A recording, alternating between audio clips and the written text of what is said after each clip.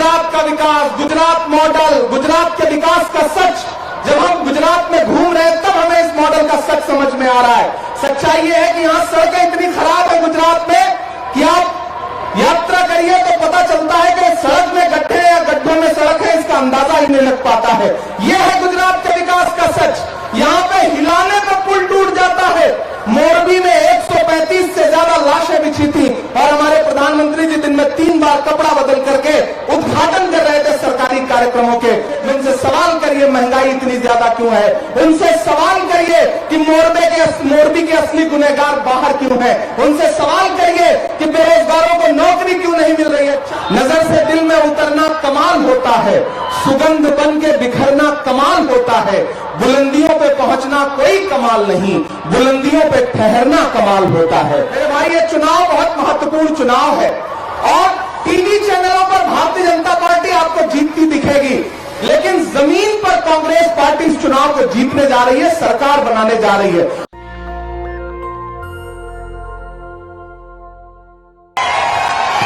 मेरी आंखों के सामने बड़ी तादाद में मौजूद बहरामपुरा के नौजवान साथियों, बुजुर्गों, माओ और बहनों, मैं कुछ बोलने के लिए नहीं खड़ा हूं क्योंकि मैं कल शालम वाली सभा में आपसे 1 घंटे बातचीत कर चुका हूं, गुफ्तगू कर चुका हूं।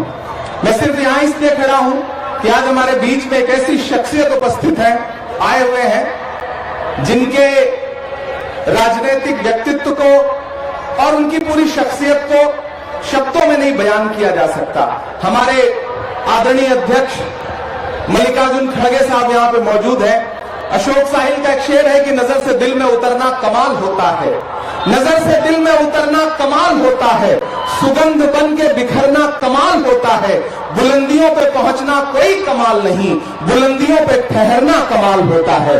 एक ऐसी शख्सियत जिसने पिछले 50 साल में राजनीति को शुचिता और पवित्रता और ईमानदारी के साथ जिया और आज जीरो से अपना संघर्ष शुरू करके कांग्रेस पार्टी के राष्ट्रीय अध्यक्ष बनकर के हमारे बीच में बैठे हैं। मैं गुजरात में पिछले 2 हफ्ते से चुनाव प्रचार में हूं, मैं उनका स्वागत करता हूं। आदरणीय मुख्यमंत्री अशोक गहलोत साहब यहां पे मौजूद हैं, मैं उनका स्वागत करता हूं। मैं आपसे सिर्फ 2 बात कह के जाना चाहता हूं क्योंकि मुझे बैजलपुर पहुंचना है एक सभा में। मेरे भाई ये चुनाव बहुत महत्वपूर्ण चुनाव है और टीवी चैनलों पर भारतीय जनता पार्टी आपको जीतती दिखेगी, लेकिन जमीन पर कांग्रेस पार्टी इस चुनाव को जीतने जा रही है, सरकार बनाने जा रही है। और खासतौर से दानी लिमड़ा की जो सीट है, पिछली बार आपने शैलेश भाई को 32,000 वोट से जिताया था।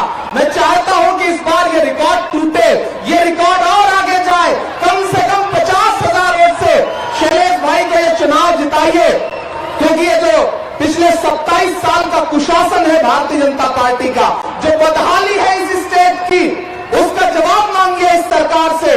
गुजरात का विकास, गुजरात मॉडल, गुजरात के विकास का सच जब हम गुजरात में घूम रहे हैं तब हमें इस मॉडल का सच समझ में आ रहा है।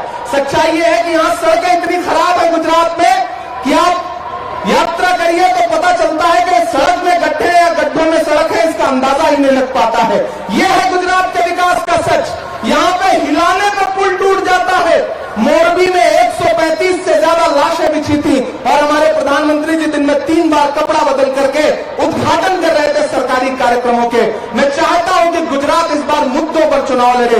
वो आपको गुमराह करने की, बहकाने की कोशिश करेंगे, लेकिन हमारी कांग्रेस पार्टी आपसे कह रही है कि उनसे सवाल करिए महंगाई इतनी ज्यादा क्यों है, उनसे सवाल करिए कि मोरबी के असली गुनहगार बाहर क्यों है, उनसे सवाल करिए कि बेरोजगारों को नौकरी क्यों नहीं मिल रही है। 40 लाख रजिस्टर्ड बेरोजगार है इस सूबे में। तो मैं आपसे अपील कर रहा हूं कि शैलेश भाई को जिताइए, कांग्रेस को जिताइए और आने वाले दिनों में यहां कांग्रेस की सरकार बनने जा रही है। मैं एक बार फिर से अपने आदरणीय अध्यक्ष मल्लिकार्जुन खड़गे साहब का, अशोक गहलोत साहब का स्वागत करता हूं और आपसे विदा लेता हूं। बहुत बहुत धन्यवाद। नेशनल दस्तक की आपसे गुजारिश है कि अगर इसको बचाना चाहते हैं तो नेशनल दस्तक को सब्सक्राइब करने के लिए रेड कलर के सब्सक्राइब बटन को दबाएं, फिर बेल आइकन की घंटी दबाएं। नेशनल दस्तक को बचाने के लिए बहुत जरूरी है कि हर खबर को शेयर करें, लाइक करें, कमेंट जरूर करें।